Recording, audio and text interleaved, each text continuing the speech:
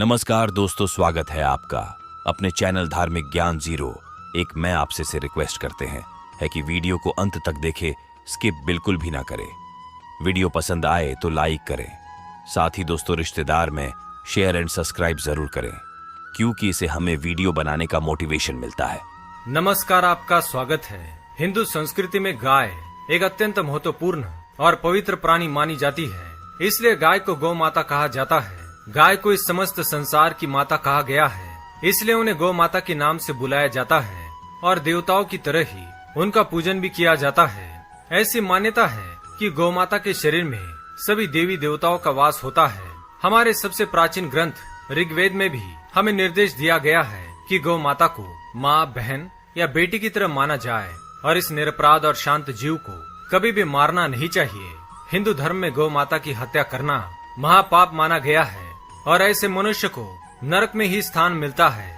हिंदू धर्म में गौ माता की सेवा को सर्वश्रेष्ठ माना गया है और जो भी व्यक्ति प्रतिदिन किसी न किसी तरह से गौ माता की सेवा करता है, वह ईश्वर की सेवा करने का पुण्य प्राप्त करता है। गाय को माता मानने वाले पुण्यात्मा लोग गांव में हो या शहर में, वे अपने तरीके से गौ माता की सेवा कर ही लेते हैं। गाँव और छोटे शहरों में जगह की कमी नहीं होती, इसी कारण से कई लोग अपने घरों में गाय को पालते हैं, लेकिन बड़े शहरों में तो ये बिल्कुल भी संभव नहीं है।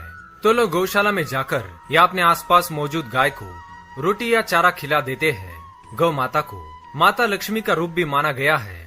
प्राचीन काल से ही गौ माता की सेवा और संरक्षण करने की परंपरा चली आ रही है।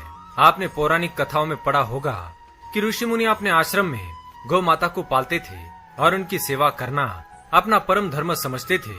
भगवान श्री कृष्ण भी गौ माता को बहुत महत्व देते थे, ये किसी से छिपा हुआ नहीं है।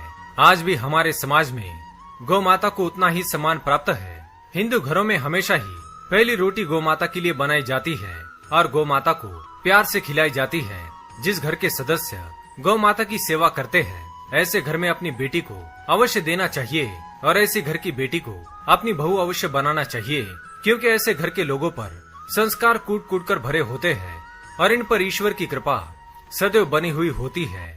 आज हम अत्यंत पूजनीय और सम्माननीय गौ माता के विषय में कुछ महत्वपूर्ण बातें आपको बताएंगे और साथ ही ये भी जानेंगे कि गौ माता को कौन सी वस्तुएं खिलानी चाहिए और कौन सी वस्तुएं बिल्कुल भी नहीं खिलानी चाहिए। तो चलिए देखते हैं।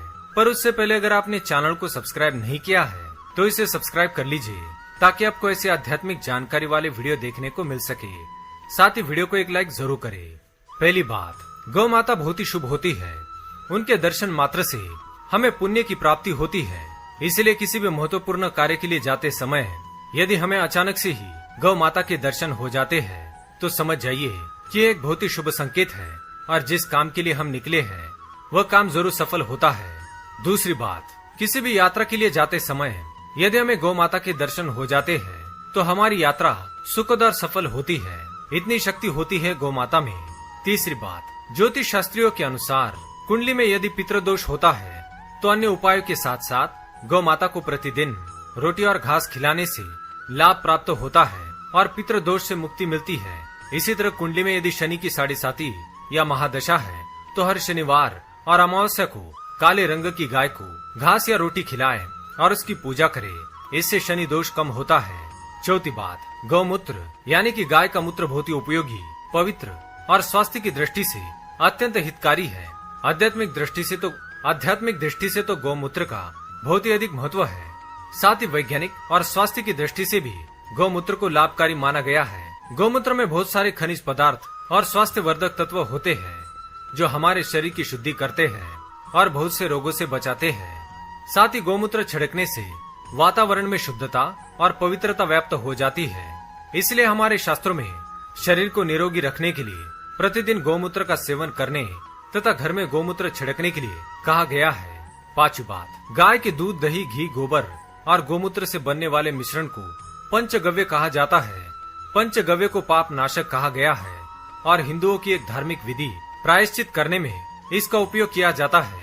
पंचगव्य को बनाने वाली सभी वस्तुएं अत्यंत उपयोगी होती है, जो स्वास्थ्य के लिए लाभदायक तो होती है, साथ ही औषधीय गुणों से भी भरपूर मानी गई है। अब हम देखते हैं कि हमारा कल्याण करने वाली, हमें सौभाग्य प्रदान करने वाली गौ माता को हमें क्या खिलाना चाहिए और क्या खिलाना नहीं चाहिए। पहली बात, अपने द्वार पर आई गौ माता को कभी भी बिना रोटी खिलाए जाने ना दे। गौ माता को रोटी और ताजी हरी घास खिलानी चाहिए। हम हर दिन पहली रोटी गौ माता की बनाते हैं, इसलिए हमेशा उस रोटी को प्यार से गौ माता को खिला दे। गौ माता को रोटी खिलाने से हमें बहुत पुण्य मिलता है। दूसरी बात, गौ माता को कभी भी बासी और सड़ा गला खाना नहीं खिलाना चाहिए। भूख लगने पर मजबूरी में गौ माता वह खाना खा लेती है, लेकिन इसका दुष्परिणाम हम पर पड़ता है और इसका पाप हमें लगता है, क्योंकि गौ माता के शरीर में सभी देवी देवताओं का वास होता है। इसलिए ये अन्न हम उन सभी देवी देवताओं को खिला रहे होते हैं, जिसका पाप हमें भुगतना पड़ सकता है। तीसरी बात, गौ माता ये एक शाकाहारी पशु है, इसलिए कभी भी गौ माता को जबरदस्ती मांसाहार खिलाने की कोशिश ना करे। ऐसा करना महापाप के समान है।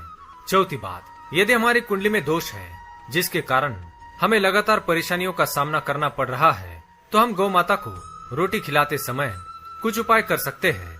जैसे यदि कुंडली में चंद्र दोष है तो आप रोटी पर सफेद मक्खन, नमक या घी लगाकर गौ माता को खिलाएं।